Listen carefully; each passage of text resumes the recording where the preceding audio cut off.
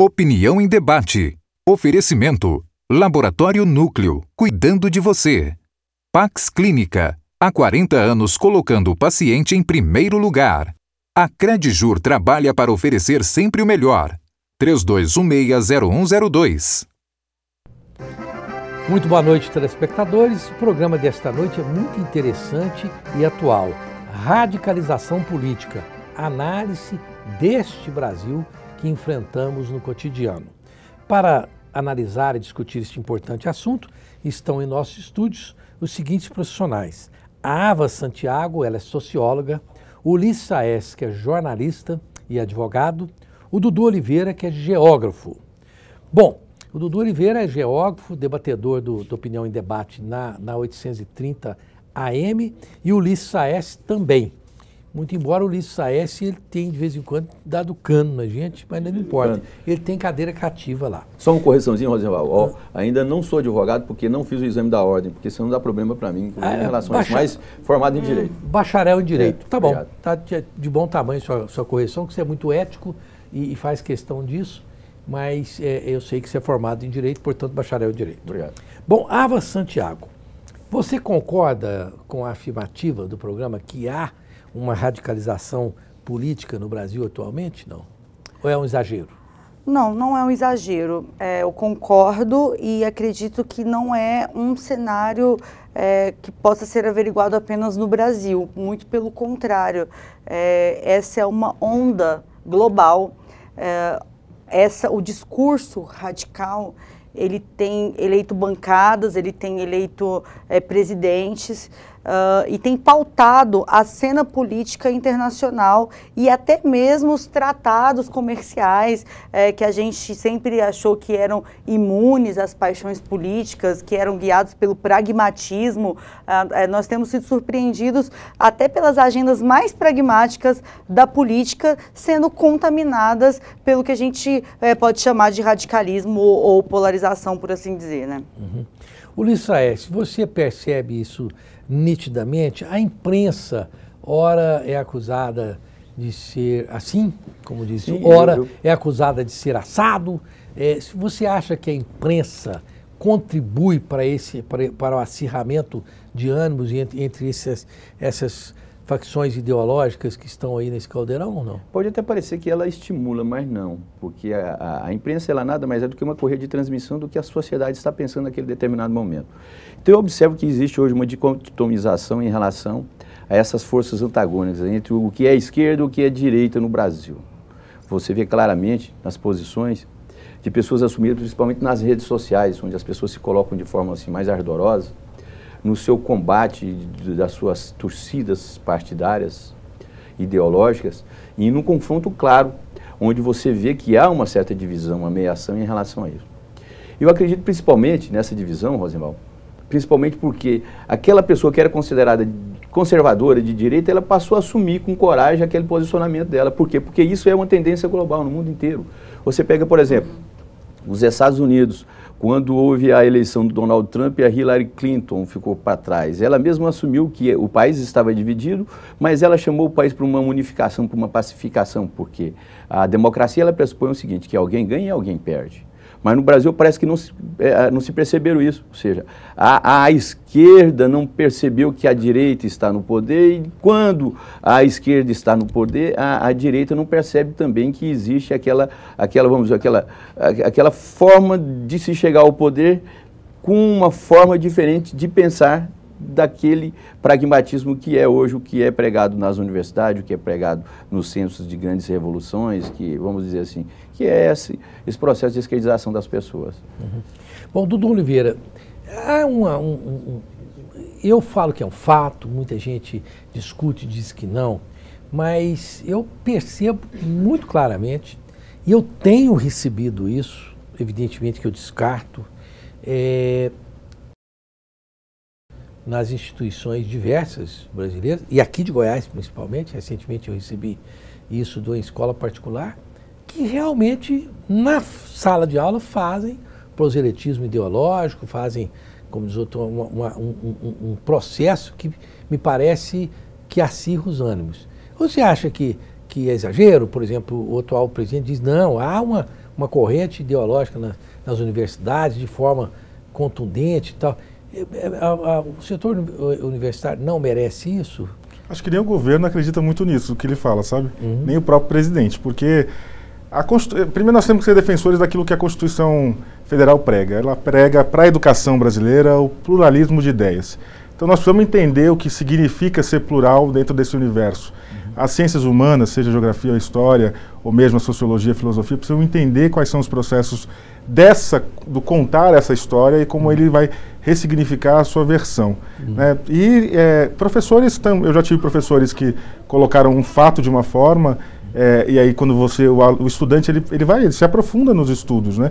Numa universidade você não tem um professor que fala e pronto, acabou. Você tem ali um debate contundente em torno de teses. Às vezes até dois pensadores que falam são divergentes na sua posição. O professor tem que ser um mediador de conteúdo, né? Não só de conteúdo, mas ele tem que ser um mediador do conhecimento. Ele tem que abrir as janelas para que as pessoas enxerguem qual é o rumo que elas podem tomar na vida. Eu tive professores de esquerda, tive professores de direita, tive professores neutros, apesar do meu discurso de que a neutralidade pouco existe, né? Mas é um caminho também de que as pessoas querem colocar ali o que a ciência desenvolve. Assim, eu sou por esse caminho. As universidades precisam trilhar o caminho da pluralidade. Caso contrário, o ensino como um todo, né? E aí cabe ao professor o direito à cátedra. Ele tem ali a sua arguição, aquilo que ele acredita, uma posição mais consolidada. Acho que de onde eu estudei eu não vejo esse caminho. Ava, você que quer fazer uma colocação? Olha, se o telespectador estiver ouvindo uma vozinha assim, diferente no ar aí, é o bebê da Ava. O Davi.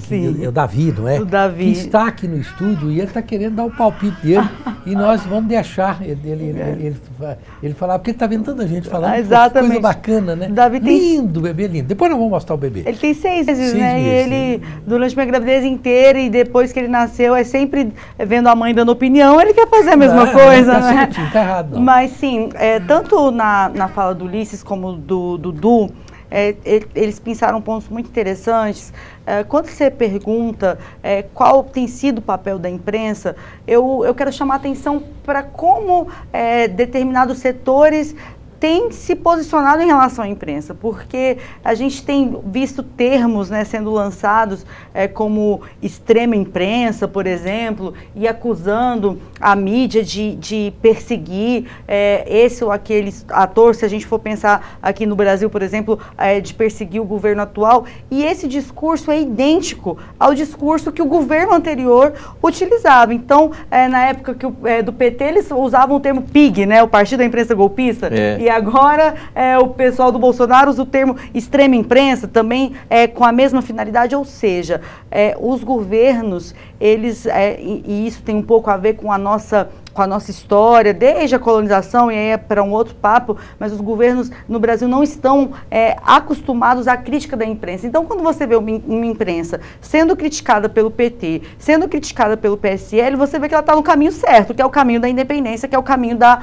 autonomia. Agora, o que a gente não pode jamais permitir que triunfe essa narrativa de tal modo que veículos importantes, veículos consolidados, com história, com seriedade, sejam acusados de propagarem notícias falsas, enquanto as verdadeiras notícias falsas estão pautando o debate, estão pautando falas de parlamentares, pautando falas importantes. Então, não podemos deixar que a mentira triunfe, que a má vontade retórica triunfe numa mera tentativa de criminalizar o profissional da imprensa. Você pega, por exemplo, o comportamento das pessoas que atuam nas redes sociais, que são esses mesmos que criticam o comportamento da imprensa. São eles que são disseminadores de fakes. Exatamente. São eles que disseminam a mentiras. Eles trabalham justamente para isso, para tentar ideologizar uma discussão e fazer convencimento de pessoas, assim, massas, que eles consideram massas de manobra, são pessoas, tanto pessoas da direita como pessoas da esquerda, ou seja, o comportamento é o mesmo. Então você pega hoje, existe uma partidarização da imprensa? Sim, pode ser que haja uma partidarização da imprensa, mas não dela na sua totalidade. Se você pegar hoje, não existe uma unificação editorial dos veículos de comunicação. O que une os veículos de comunicação na sua divulgação, por exemplo, de uma notícia X sobre corrupção, sobre o conteúdo da Lava Jato, é justamente o conteúdo daquilo ali, que é um conteúdo real, não tem como você manipular aquilo aí, porque se você manipula, logicamente você vai ser desmascarado pelo próprio pessoal que trabalha nas redes sociais. Mas esse pessoal que atua nas redes sociais, esse pessoal é mais, vamos dizer assim, prejudicial para a sociedade do que a própria imprensa hoje, que caracteriza como um veículo de comunicação com conteúdo normal, real.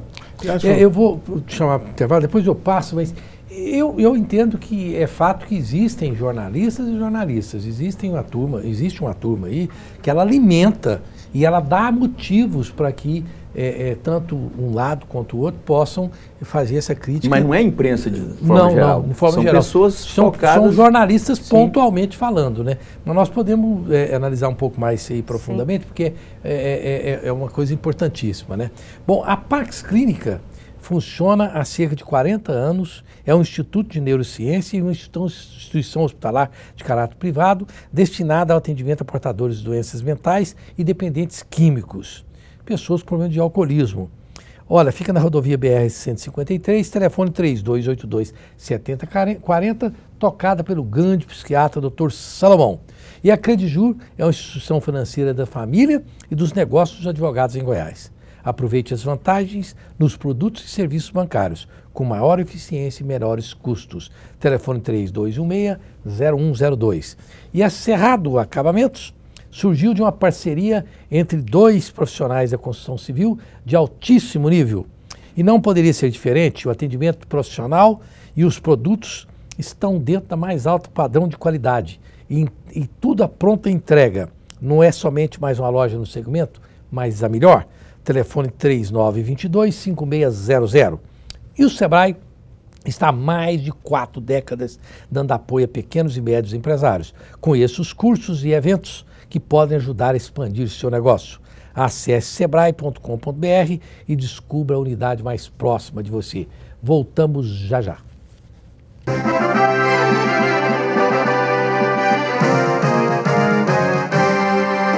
Você sabia que o Sicoob vai sortear 16 carros Etios sedã e 3 caminhonetes Hilux 0 km para os seus associados? Para concorrer aos prêmios, basta adquirir um dos produtos da campanha Sicoob Capimais em uma de nossas cooperativas participantes. Mais informações e o regulamento completo da promoção estão disponíveis no site www.sicobcapimais.com.br. Se você ainda não é associado, agora tem mais um bom motivo para se associar ao Sicoob. Além dos melhores produtos e serviços financeiros, adquirindo algum produto da promoção, você pode ganhar veículo 0 km. Participe você também do Sicoob Capimais. Promoção autorizada pela CEFEL, número 04-00700/2018. O Laboratório Núcleo é uma empresa 100% goiana com mais de 35 unidades. Destaque em exames de hormônios e alergias, referência em provas funcionais endócrinas. Coleta domiciliar, resultados via internet e atendemos os principais convênios. Aberto aos domingos e feriados e 24 horas em hospitais. O Laboratório Núcleo quer atender você. Laboratório Núcleo, cuidando de você. 3223-5000.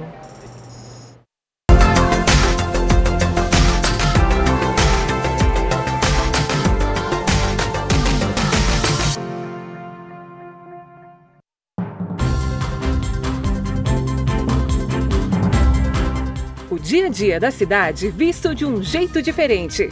No TJ Goiás, você tem a notícia com análises sem sensacionalismo. Nossos repórteres mostram os problemas e apontam soluções. E tem ainda artesanato, arte, culinária. TJ Goiás, de segunda a sexta, à 1 da tarde, aqui na PUC TV Goiás.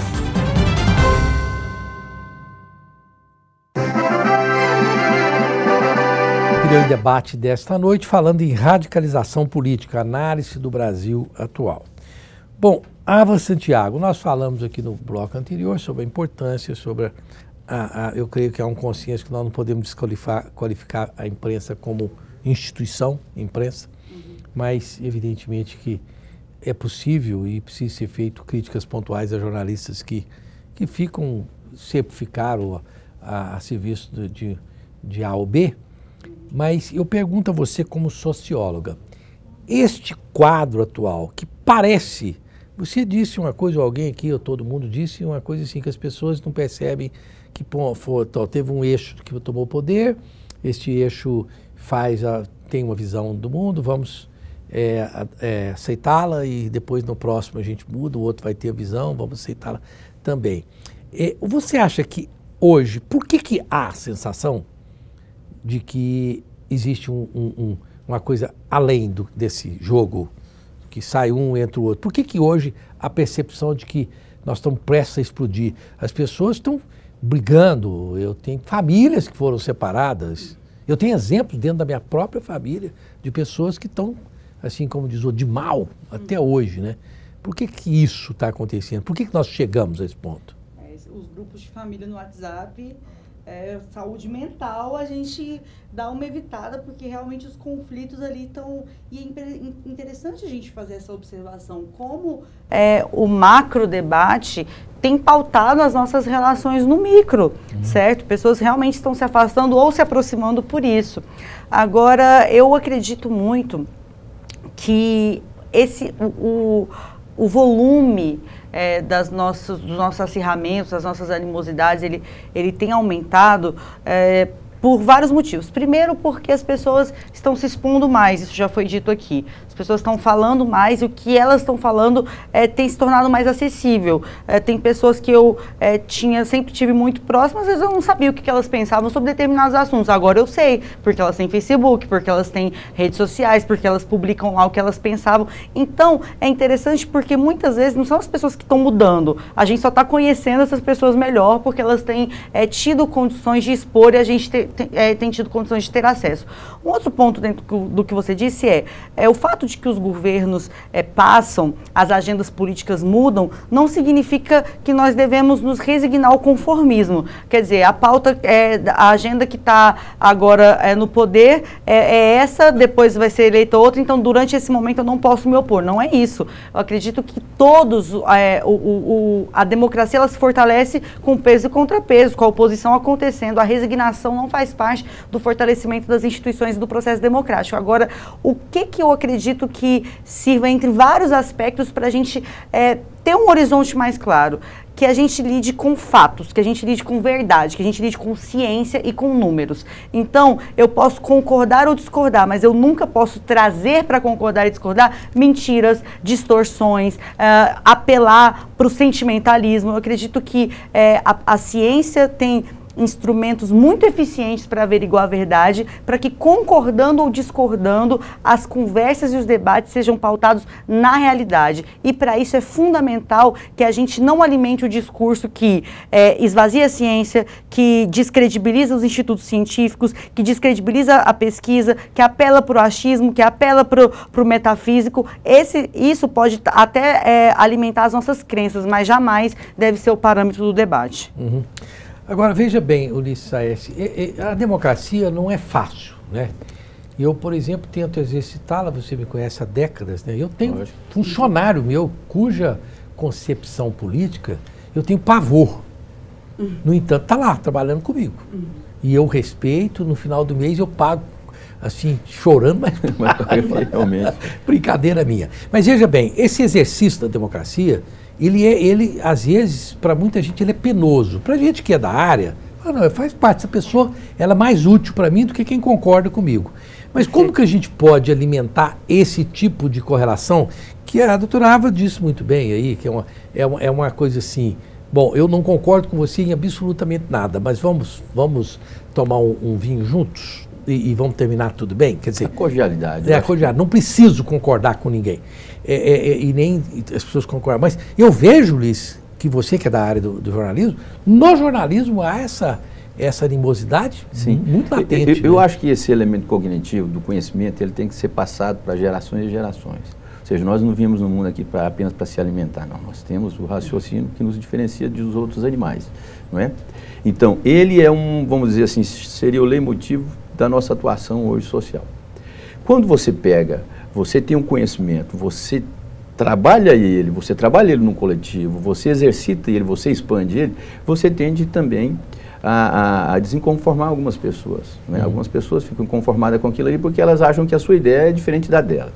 Mas aquilo ali não quer dizer que você seja a pessoa, o dono da ideia, o pai da ideia, o criador da ideia, e as outras pessoas submissas, como diria o Paulo Freire, você é apenas um recipiente e não vai receber aquele conhecimento. Quando se colocou aqui, a Ava colocou aqui que é necessário que se respeite a ciência. Eu concordo também plenamente com ela, é necessário que se respeite a ciência. Hoje é uma grande discussão hoje em relação ao governo federal, justamente por isso. Porque o presidente da República, ele acha que a imagem, as imagens, o conteúdo passado pelo INPE, que é um instituto aí, não é? Que faz uma medição hoje, se há ou não um processo de desmatamento da floresta amazônica, ele estaria indiscreto, porque os dados, segundo o presidente, não seriam os dados corretos. Colocou-se aqui anteriormente também que a neutralidade da ciência, ela não existe. Eu, no meu ponto de vista, a neutralidade da ciência, ela não existe assim na sua totalidade. A ciência sempre é elemento de manipulação. Mas não quer dizer que isso seja elemento para você entrar em confronto com as pessoas a ponto de gradear de conflitos. Agora, se você for pegar a história, não é na história da República Brasileira que existem esses conflitos. Se você for pegar o Oriente Médio, se você for pegar toda a história da Eurásia, se você for pegar a Europa inteira, você vai ver que esses conflitos existem simplesmente porque as pessoas têm um conhecimento X, querem passar aquele conhecimento X para pessoas que têm outro conhecimento Y, né? Você pega a igreja com a, vamos dizer, a bruxaria, a Igreja Católica que eu pego. Ela fez o Indexo Librório Proibitório, o Índice dos Livros Proibidos. A Igreja Católica, ela, de certa forma, ela fez uma cruzada, não é?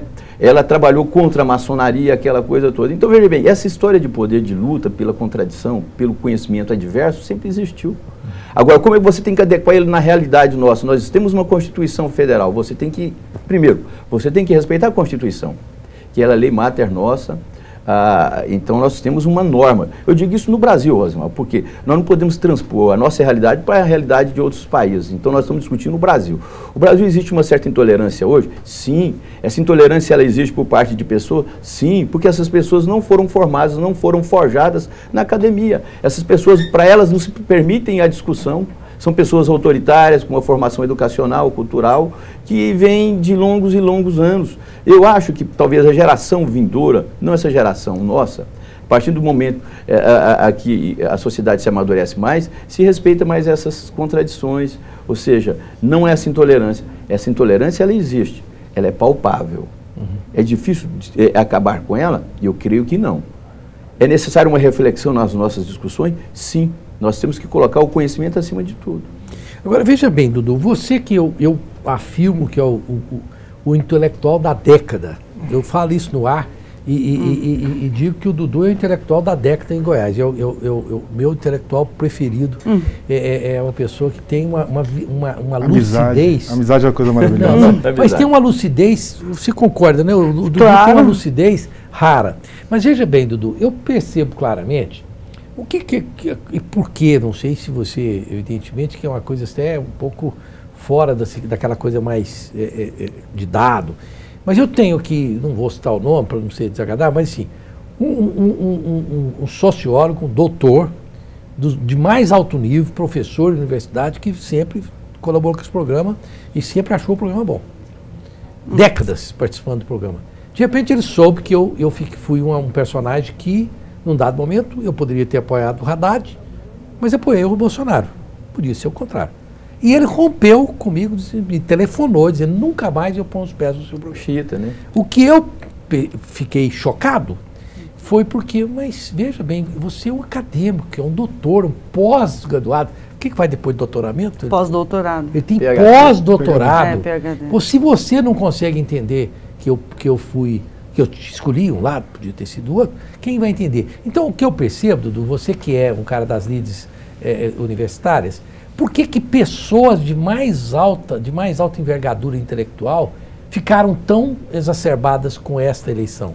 Osival, é possível que a grande maioria das pessoas, elas não crescem com respeito à diferença, assim, entender isso desde pequeno, quando você tá aqui o Davi no estúdio, um brinquedo é dado a duas crianças, mas elas querem, a cada uma delas um brinquedo, mas elas querem um do outro, até elas chegarem a um consenso. Estou usando o exemplo da criança porque eu acho que o adulto, não tenho certeza, ele já passou pela fase de aprendizagem, então ele consegue entender que é preciso ouvir, decifrar aqueles códigos fonéticos e entender aquilo que lhe convém ao mundo.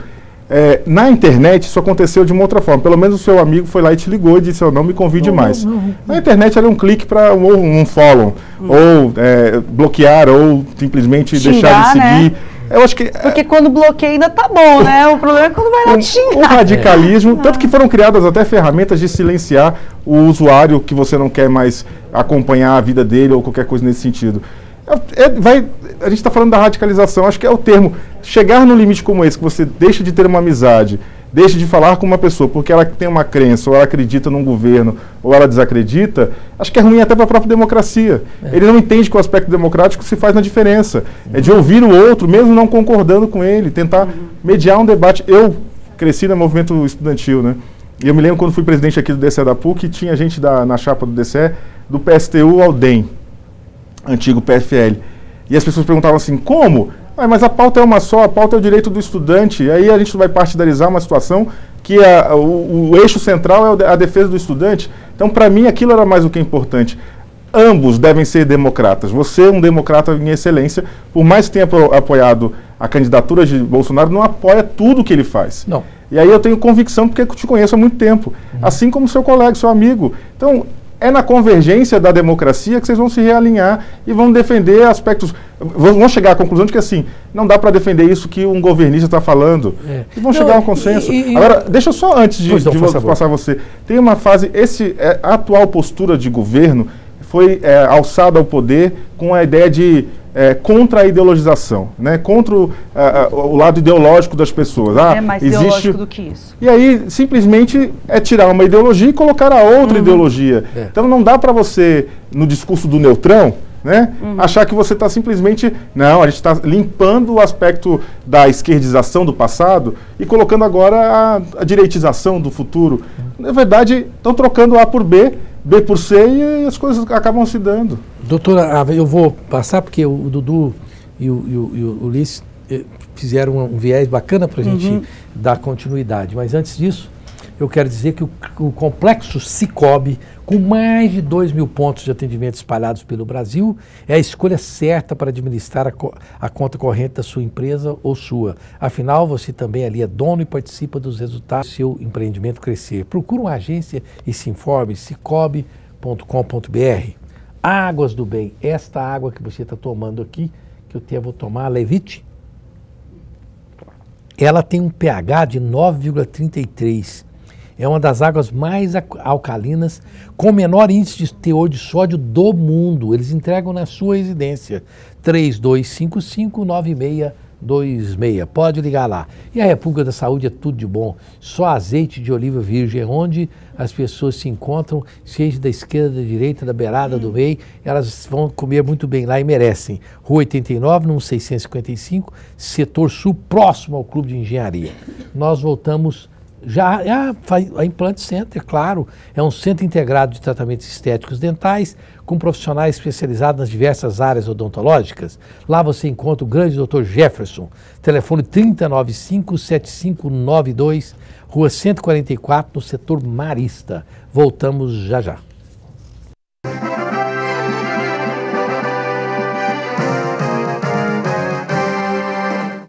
Arnaldo agora deu pra ser síndico. E aí, pra melhorar, ele resolveu colocar a portaria remota Tecnoseg, a tal da PRT, que tem tecnologia de ponta e deixa o condomínio muito mais barato.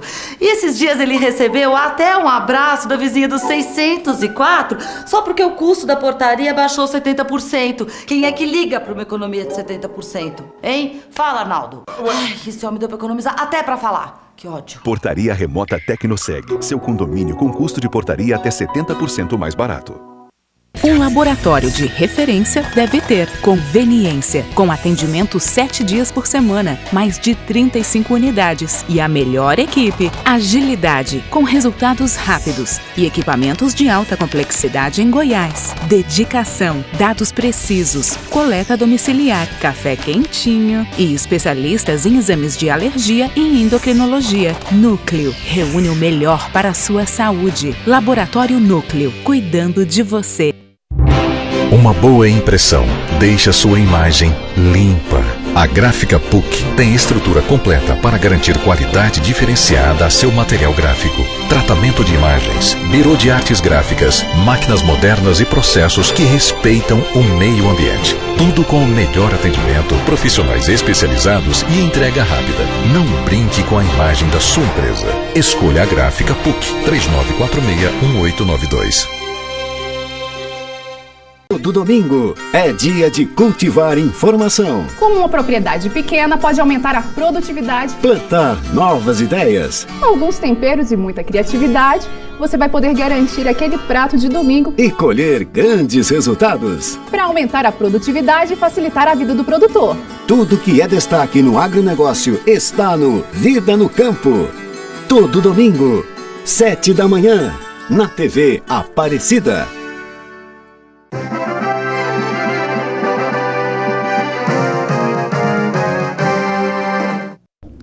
Estamos de volta com Opinião em Debate desta noite, tema muito bacana, convidados muito lúcidos aqui, falando sobre a radicalização política, a análise do Brasil atual.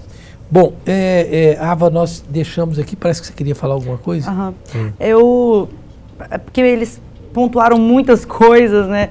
E o Eduardo deixou uma deixa muito interessante, que é sobre essa cruzada ao que é ideológico. Isso por si só já é bastante ideológico, porque se você faz uma cruzada a algo que você avalie como incômodo, é porque você não dá conta de suportar o incômodo, de conviver com o incômodo.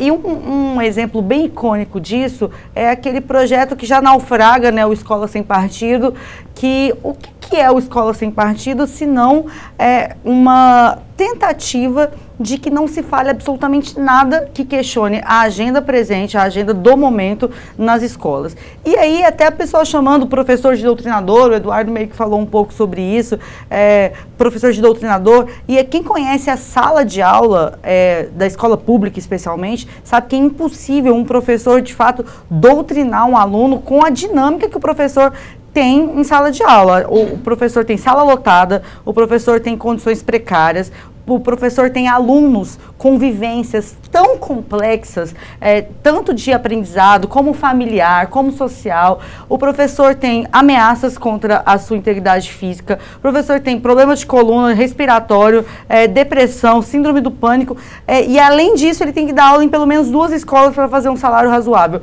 Quem em sã consciência acha que esse cara vai dar conta ainda de transformar o seu filho em gaysista, abortista, esquerdista, marxista? Não é assim. Às vezes o professor acaba sim falando as suas opiniões, mas se falar a sua opinião for considerado doutrinação, a gente corre um risco muito sério, que é de cair no silenciamento, na mordaça. É melhor que as pessoas falem, que esse professor seja questionado, que ele tenha embates calorosos com seus alunos, do que os professores ou os alunos tenham que deixar de emitir suas opiniões. Mas antes, só colocar gostaria de ouvir o Ulisses. Mas só de colocar para esse caminho da Ava, o MBL, que foi um dos proponentes da ideia do Escola Sem Partido, já fez uma revisão e retirou o projeto. Diz que hoje faz uma revisão contundente e acha que aquilo não contribui com o debate. Mas não quer dizer que a discussão acabou, pelo contrário. Claro que não. A discussão, ela existe. Quando se fala, por exemplo, Escola Sem Partido, eu não sou defensor da Escola Sem Partido, mas quando se fala em Escola Sem Partido, pressupõe-se que você quer tirar a esquerdização que existe hoje em relação aos professores. Ou seja, não é que os professores sejam esquerdos demais, né? Sim, mas não geralmente é isso. Por quê? Quando você fala em escola sem partido, a discussão ela existe na sociedade. Não adianta a gente tapar o sol com a peneira, né? Existe uma preocupação hoje de fazer com que o ensino ele não seja partidarizado, que ele não seja manipulado, nem para a direita nem para a esquerda. Se eu acho que isso vai conseguir funcionar no Brasil, eu não sei se países europeus, países de outro, por exemplo, da Ásia, funciona esse tipo de educação. Agora, esse processo de conservadorização que existe hoje da sociedade, ele é claro, ele é transparente, você vê ele aí. Essa discussão não vai parar agora não é? Então, quando se fala, a esquerda ela está presente hoje nas universidades? Sim. Hoje você vê que existe um contraponto também entre os conservadores e os direitistas que estão assumindo o poder. Porque aquela coisa que eu coloquei no início, deixou de ser um crime falar que eu sou conservador, que eu sou de direita. Por quê? Porque a forma como o governo de esquerda tentou implantar no Brasil parece que não funcionou. Mas eu só queria fazer um contraponto aqui, Ava, para não dizer que a gente não tocou num ponto, porque falar, não, se não toca nesse ponto, então ele não existe. Né? Por exemplo, eu tenho como uma coisa assim líquida e certa de que realmente o viés das universidades, por exemplo, as universidades dos professores é um viés muito mais pró-esquerda do que pró-direita. Isso não sou eu que estou inventando, é um fato. Não é? Fato, tá? É um fato. Quando eu coloco no ar, por exemplo, assim, que as pessoas percebem, então aqui você tem um canal para divulgar perseguição de professores, qualquer coisa do gênero, o que a gente recebe, que pode ser manipulado ou não, e a gente não usa, é uma coisa que choca, dizendo, poxa, os professores estão fazendo isso com os alunos. Então, o que o Ulisses falou de uma forma assim mais refinada, eu passo para você, o Dudu e o Ulisses também, dizer assim, houve no Brasil um dado momento onde a esquerda foi predominante. E o quadro que você teceu sobre o ensino fundamental, ele é muito real. Eu não acho que foi a esquerda, Rosemar. Eu acho que foi a prática dessa esquerda que tomou conta do Brasil. E outra, eu não digo nem esquerda, porque eu sou de esquerda, eu sou marxista-leninista. Minha formação do PCB. Eu tenho convivência, eu sempre fui filiado ao PT, depois ao Partido Verde. Então, veja bem, a minha ligação é com a esquerda. Agora, eu não sou esquerdista a ponto de ser, vamos dizer, neurótico e não entender que é a realidade, que precisa de transformação. Você está entendendo? Já eu tenho uma trajetória política relativamente oposta dele, né? Eu fui filiada, por exemplo, ao PSDB durante muitos anos. O PSDB, que foi governo durante 8 anos, enfrentou greves das universidades federais. O PT assumiu e enfrentou greve também. A Dilma enfrentou, só no seu segundo mandato, aliás, entre o segundo e o primeiro mandato, ela enfrentou quase 1 ano de greve, né? Em uma das greves foram 6 meses, em outra das greves foram 4 meses. Os mesmos professores que fizeram greve contra o Fernando Henrique, que era considerado à época um governo de direita, porque hoje já dizem que até o Fernando Henrique é esquerdista, né? Uma loucura. E aí o Fernando Henrique enfrentou greve, a Dilma enfrentou greve por essa mesma classe de professores. Eu passei a minha formação na Universidade Federal, sendo do PSDB, eu era minoria e nunca tive nenhum... Olha só, da Assembleia de Deus, do PSDB, e passei tranquilamente por uma formação em ciências sociais. Então, o que eu acredito? Que a gente precisa, então, assumir as coisas com clareza. O que é o Escola Sem Partido? O Ulisses falou a verdade, é para tirar o debate de esquerda das universidades ou das escolas, não é para tirar o debate partidário, porque se eu fizer um posicionamento hoje à direita, esse posicionamento é barrado pelo crivo dos ideólogos do Escola Sem Partido. Quer um exemplo disso? Os revisionistas do golpe militar. Eles querem colocar nos livros didáticos de que não houve um golpe militar, de que foi uma revolução, de que foi necessário, de que foi para barrar o comunismo. A Escola Sem Partido não vai se posicionar sobre isso porque isso é ideológico, isso é político. Então, se é para a gente fazer ideologia, se é para a gente fazer política, não vejo problema nenhum, mas que seja assumido. Pois não, Dudu? Eu acho que esse caminho, as escolas são só o primeiro alicerce, né? Há um desmonte total das instituições. A gente tem hoje uma pressão enorme, há uma escolha de um inimigo. O inimigo do momento chama-se Supremo Tribunal Federal. Quer dizer, se diz respeito até a indicação de ministros, achando que eles são defensores de um determinado governo, que não é verdade. Tanto é que os governos, depois da era democrática, indicaram seus ministros, tem ministro desde a era Collor, que é o ministro Celso Mello, não, me perdoe, Celso Mello não, o Marco Aurélio Mello, que é, inclusive, parente do Fernando Collor de Mello, ex-presidente, impeachmentado, e aí até agora, no último governo, que é o governo Temer, que indicou Alexandre de Moraes. Então, nas decisões que os ministros tomaram, podem até questionar decisões, mas se forem falar assim, há uma cátedra petista dentro do Supremo, as decisões que foram, por exemplo, na questão do Lula, para habeas corpus ao Lula, foram todas negadas, com uma corte muito em grande número ligada a indicações do Partido dos Trabalhadores. Só um parênteses, Dudu, dentro disso que você está dizendo, é tão interessante como a história muda, né?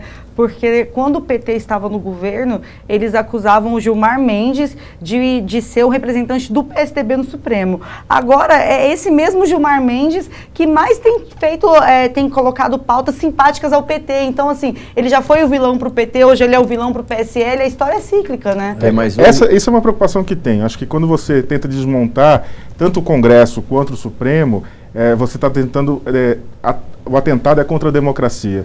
Né? Então, os poderes só são poderes se eles tiverem as suas harmonias. E não estou falando harmonia de se achar um bonitinho que o outro não. Eles podem até divergir nas suas pontuações, mas servem para garantir que a democracia exista. Do meu ponto de vista é o seguinte, o radicalismo, ele pode ser que ele tenha que existir, é necessário.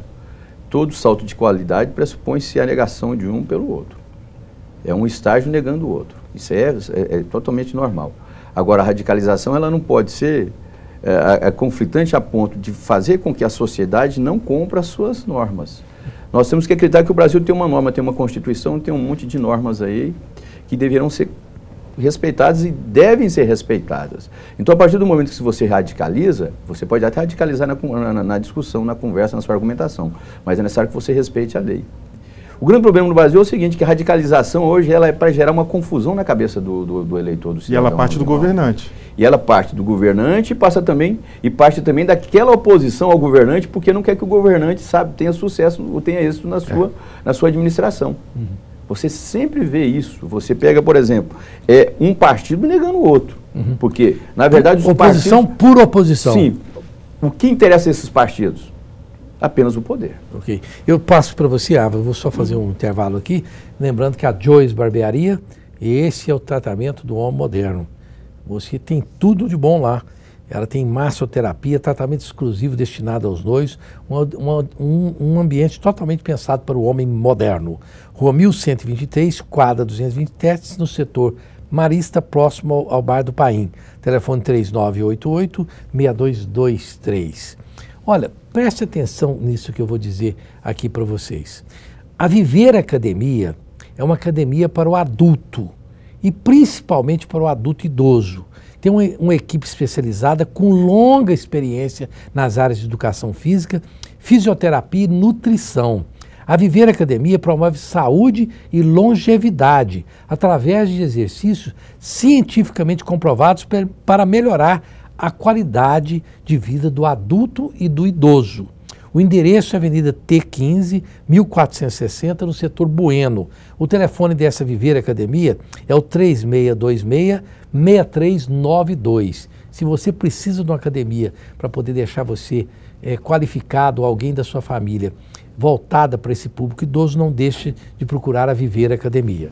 E o Subilt é tudo de bom. No Subilt, a mulher fica belíssima, como a nossa Ava Santiago aqui, a nossa socióloga, que certamente vai lá no Subilt, Rua 22, número 384, do setor oeste, telefone 4012-1066. E a Fala Síndico, os produtos e serviços de sua empresa sendo vistos por mais de 10 mil apartamentos residenciais. Acerte no alvo, anuncie na Fala Síndico, 3286-1654. Voltamos já já.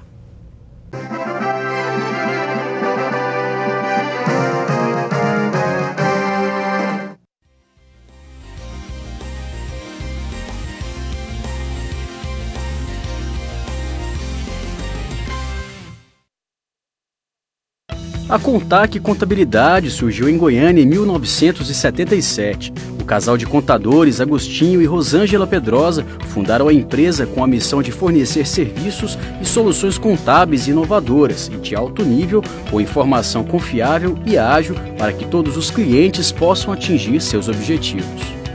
O nosso objetivo é simplificar a contabilidade para que nossos clientes possam focar no seu negócio. Por isso, construímos a nossa empresa para fornecer serviços de confiança e a melhor experiência contábil da atualidade. Uma estrutura contábil eficiente é essencial para qualquer negócio. A Contac auxilia na gestão da sua empresa. Aproveite seu potencial máximo, diminua seus riscos e cresça de forma organizada. A Contac está aqui para você atingir o seu objetivo. Contac Contabilidade. Você conhece o Sicoob? Nós somos uma cooperativa de crédito, um sistema feito de pessoas para pessoas, buscando melhores soluções financeiras para você e sua empresa. Oferecemos um leque completo de produtos e serviços financeiros, como conta corrente, linhas de créditos, cartões, poupança, investimentos, seguros, consórcios, previdência e muito mais. Uma linha completa de soluções para você e sua empresa com as melhores taxas de juros do mercado. E você participa ainda dos resultados financeiros da instituição a cada ano. Faça parte de algo maior.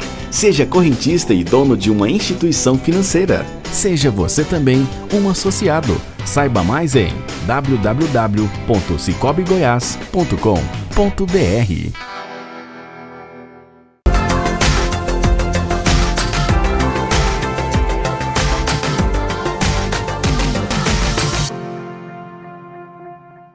Agora a ciência e a cultura dos povos de língua portuguesa e espanhola mais perto de você. Acompanhe o noticiário científico e cultural ibero-americano e entre em contato com 14 países. Programa NCC todo domingo, meia-noite, aqui na PUC TV.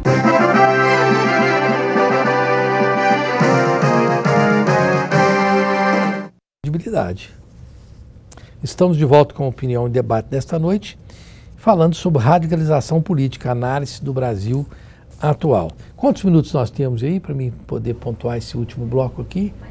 Isso. O Ava, Santiago, eu entendo que toda a sociedade, isso eu estou dizendo ao longo, não sou sociólogo, mas ao longo de 44 anos de experiência jornalística, ela vive de pressões que são reprimidas, não é? Uhum. E pressões reprimidas provocam situações inusitadas. Por exemplo, nós tínhamos uma pressão reprimida na sociedade brasileira que durante um bom tempo o sujeito não podia falar que era de direita, certo? Como teve um momento que o sujeito não podia falar que era de esquerda, e isso foi dando uma pressão reprimida. Eu entendo que hoje, se há uma coisa desse governo atual que permitiu, foi que o sujeito falasse, não, eu posso agora falar que sou de direita, pronto, acabou. E eu não tenho mais problema com isso, certo? Bom, se existe a pessoa de esquerda é porque tem a direita, porque uma coisa, se não tivesse, eliminava a outra, não tivesse a esquerda, não tinha a direita. Você vê isso também? Por que nós tivemos essa supressão dessa liberdade de gente dizer que era de direita? Não acredito nisso dessa forma. Como eu mencionei aqui, a gente teve os governos pós-redemocratização, todos eram de centro-direita, até o Lula ser eleito, e o Lula, na minha avaliação, também não fez um governo de esquerda, como muita gente diz, muito pelo contrário, governou com banqueiro, governou com empreiteiro, governou com ruralista. Então, assim, não dá para dizer, acho que a gente precisa primeiro superar o simplismo de que a direita é homogênea e de que a esquerda é homogênea, porque a direita tem uma série de vertentes e a esquerda também. Vou dar só um exemplo de cada lado. O debate, por exemplo, identitário, né, sobre mulheres, sobre negros, sobre gays, ele é um debate que a ala marxista da esquerda rejeita. A marxista da esquerda entende que isso é uma pauta burguesa para tirar o foco da luta de classes e que não é uma prioridade. Por outro lado, você tem na direita os que são liberais na economia e liberais nos costumes, porque entendem que liberdades individuais e de mercado são a mesma coisa, e tem os outros que são liberais na economia, mas conservadores nos costumes. Eu estou apontando isso para mostrar, não tem como você tratar direita e esquerda como dois blocos iguais. Agora, eu acredito que, como eu já coloquei aqui, e os colegas também colocaram, a história é cíclica. Então, em determinado momento, você se constrange de falar que é de esquerda, em outro momento, você se constrange de falar que é de direita, e esses constrangimentos, eles fazem parte da democracia. O que não pode ocorrer são as criminalizações. Só para finalizar, Rosenval, eu acho muito importante pegar um gancho aqui com uma fala do Ulisses, que ele disse que em alguns momentos radicalizar é importante. Eu concordo com ele. A gente precisa ser radicalmente contra as injustiças. E aí não tem negociação, certo? Uhum. Bom, Ulisses, dentro da fala da Ava, até esse programa devia ter mais tempo nesse tema, porque ele é profundo, mas o Lula, se não foi uma pessoa tão de esquerda quanto os esquerdistas... Não, de esquerda ele não foi nada, ela apontou bem. Não, mas o que eu quero dizer é o seguinte, o Lula... Ele governou com os banqueiros. Não, banqueiro, mas veja bem, o Lula fez isso, mas ao mesmo tempo, o que o Lula fez com o cenário internacional? O Lula permitiu... E se não fosse o governo, o lulopetismo, a Venezuela não teria chegado ao ponto que chegou. Ele permitiu acordos com países que são mais de viés de esquerda, no Equador, etc, etc. No cenário internacional, o Lula foi bem além do que... a formação populista dele, porque ele precisava ter o prestígio e a força na América Latina para tentar convencer o mundo. O Lula tentou, não digo na América Latina, com os países, né, Venezuela, Cuba, América Central também. Então, veja bem, essa esquerdização que houve no Brasil, ela não houve uma esquerdização de fato, ela não foi, vamos dizer, mensurada em livros, em teses marxistas, leninistas. Foi uma esquerdização onde, vamos dizer, a chamada ditadura do proletariado teria que acabar, ou seja, os trabalhadores teriam que assumir o poder. Foi o que foi dado para a população. A população deixou os trabalhadores, vamos dizer, entre aspas, assumirem o poder. Só que o que você via era apenas trabalhadores, entre aspas, também nos regabofes, ou seja, nas grandes ostentações, morando em grandes condomínios, com grandes carros, grandes marcas, com grandes, vamos dizer assim, ostentação dentro do mercado consumista. A esquerda no Brasil ainda ela não foi provada.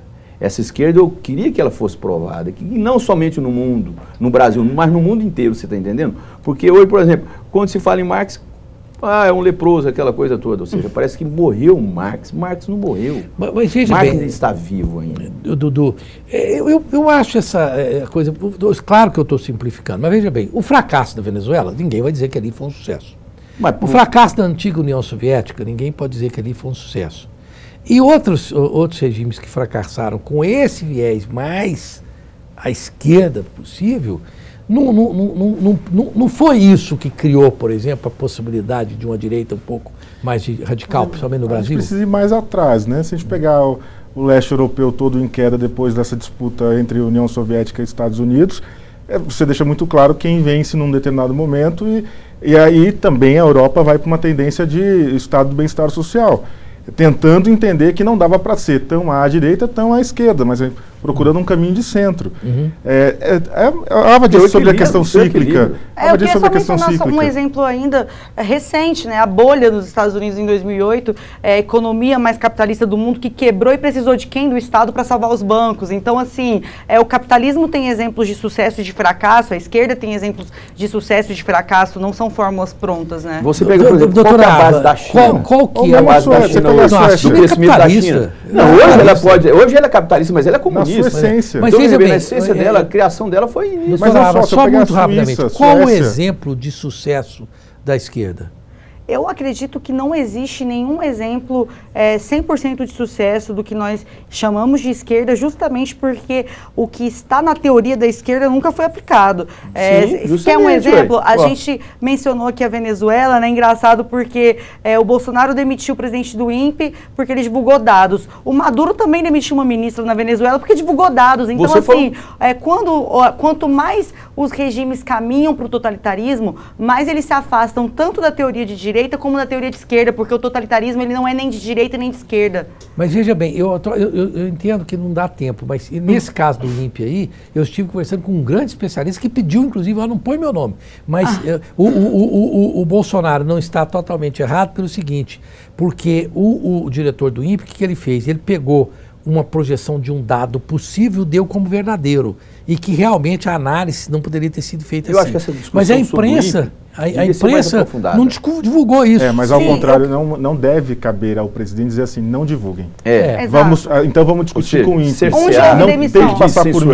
Não precisa passar por mim o dado. A minha fala não é nem só se o Bolsonaro foi errado ou certo, foi de que o Maduro fez a mesma coisa. O Maduro indicou filha do Chaves para a embaixada. Então, você percebe que tanto na direita como na esquerda tem comportamentos tão similares que não dá para avaliar só por isso. Tem que esquecer de onde vem a essência do chavismo, né? Era um comandante também das Forças Armadas. Então, as lives, né?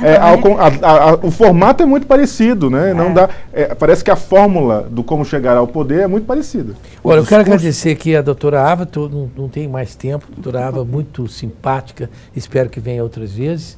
Quem teve a boa ideia de trazer a doutora Ava aqui, eu parabenizo, ela é muito lúcida, muito embora participe de uma emissora com a qual eu não concordo de forma alguma, mas isso não vem ao caso. O Ulisses Saes, que é um grande jornalista democrata que eu conheço há décadas, do Dulo Oliveira. Também participa da mesma emissora que eu. Geógrafo, que participa lá do Opinião e Debate na então, rádio. Eu sei que o Dudu tem um viés extremamente democrático também, como a doutora Ava, mas eu quero dizer que eu acho que a solução está aqui, no que nós fizemos.